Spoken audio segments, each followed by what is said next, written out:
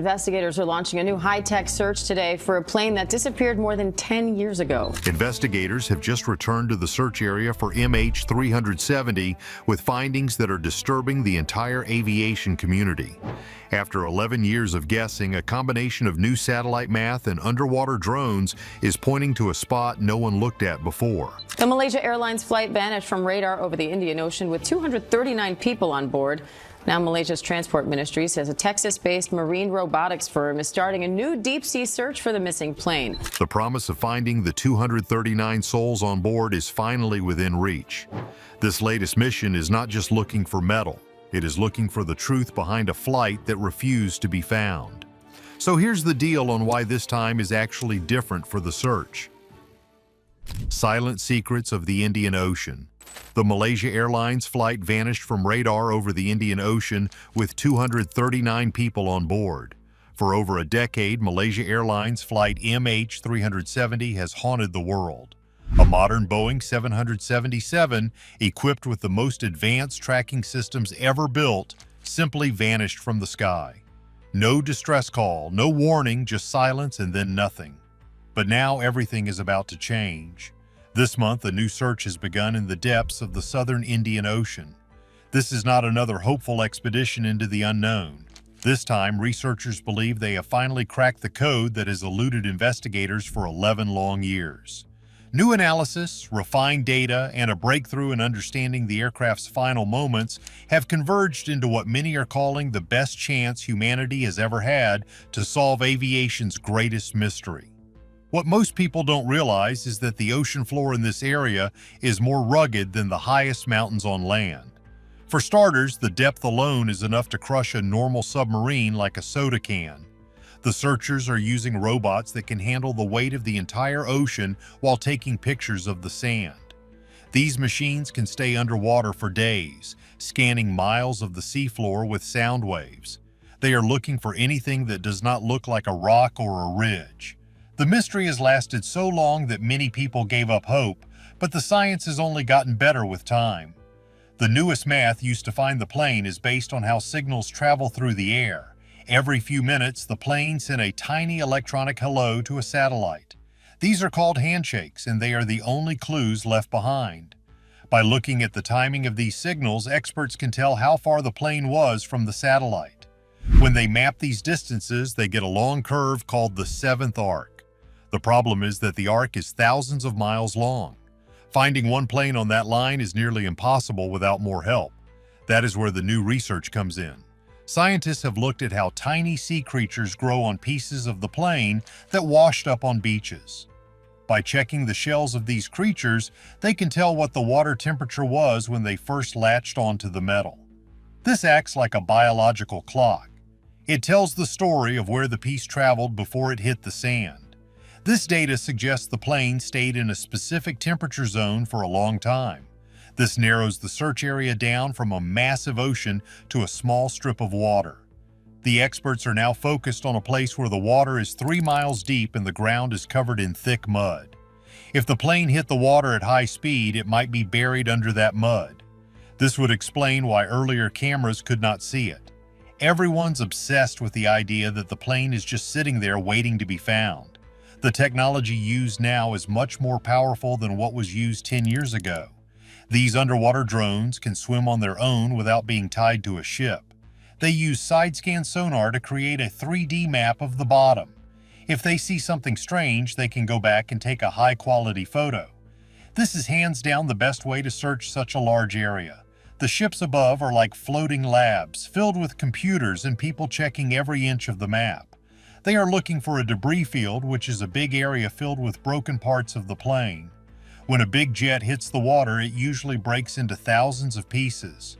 These pieces spread out and sink at different speeds. The searchers have to account for the way the water moves at the bottom.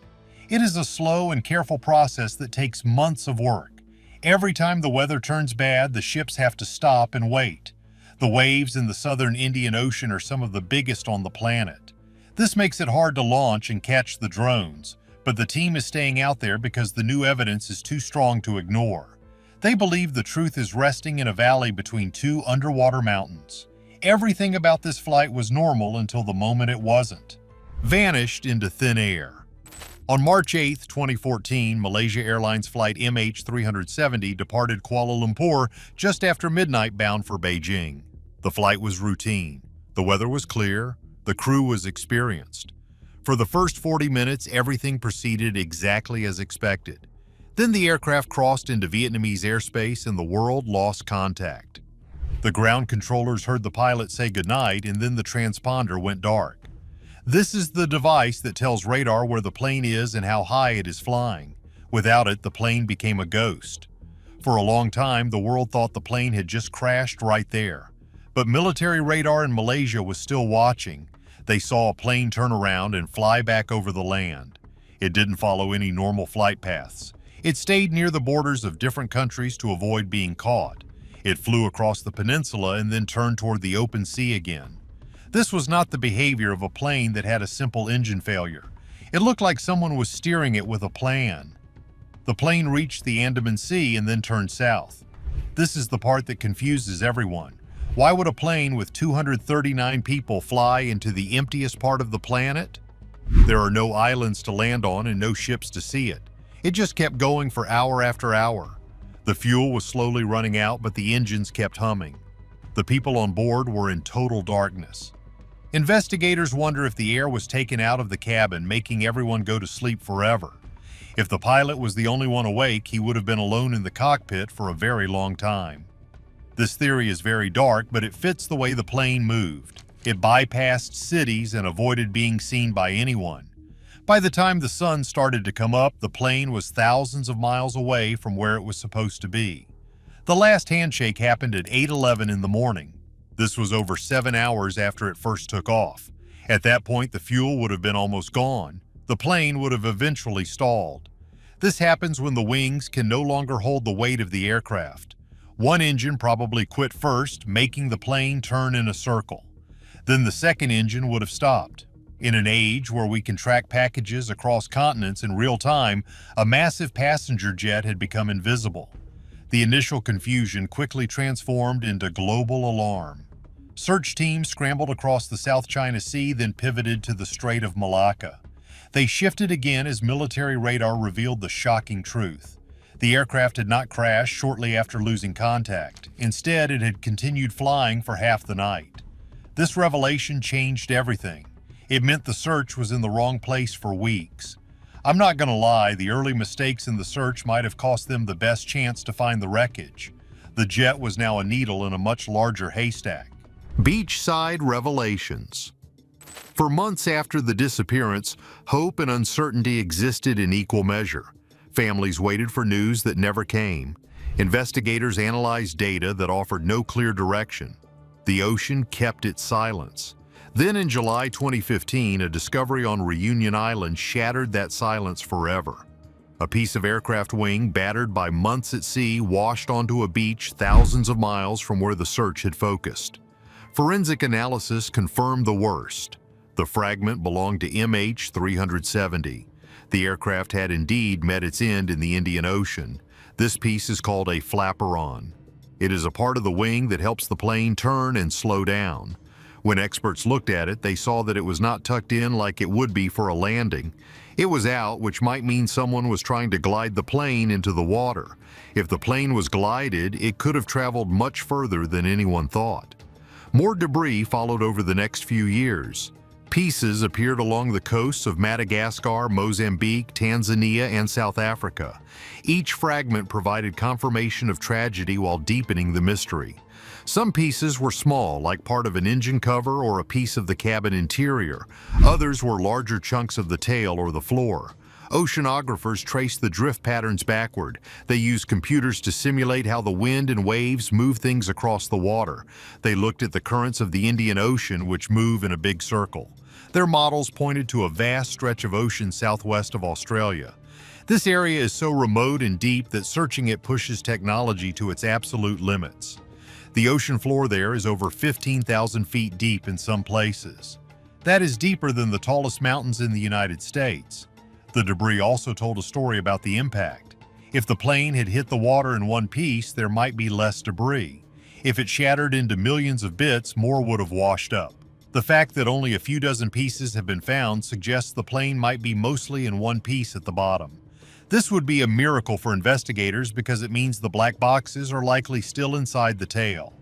These boxes hold all the flight data and the voices from the cockpit. They are built to survive a crash, but they only send out a signal for 30 days. Since it has been 11 years, they are now silent. Searchers have to find them using cameras and sonar instead of listening for a beep. Every fragment found on a beach is a clue to the final resting place. The pieces were like breadcrumbs leading back to a dark forest. Cracking the ping code. The research breakthrough that led to this new search is a fundamental shift in understanding.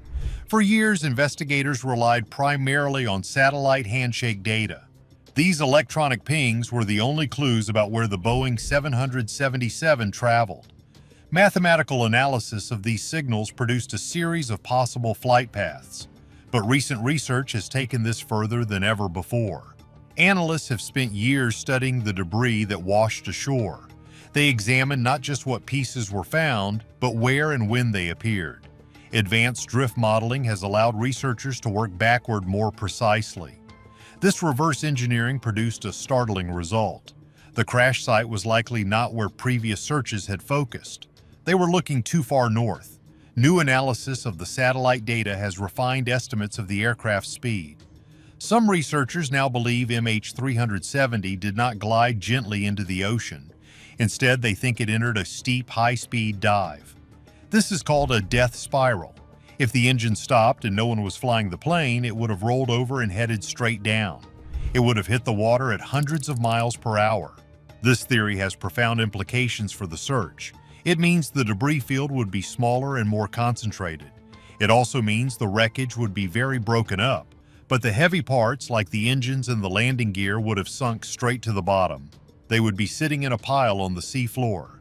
This makes them easier to see on sonar if you are looking in the right spot. Perhaps most significantly, researchers have applied fresh scrutiny to the flight path itself.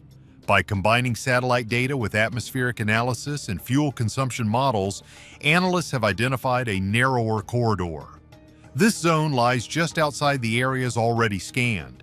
It has emerged as the prime candidate for the aircraft's final resting place. Ocean Infinity has announced that this refined search area represents their highest confidence target yet.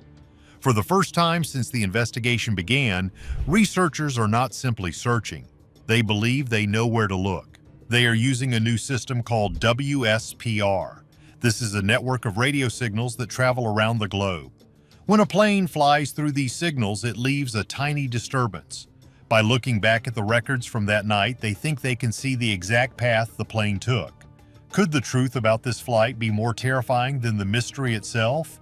What do you think happened in those final moments? Let us know below. Please like and subscribe.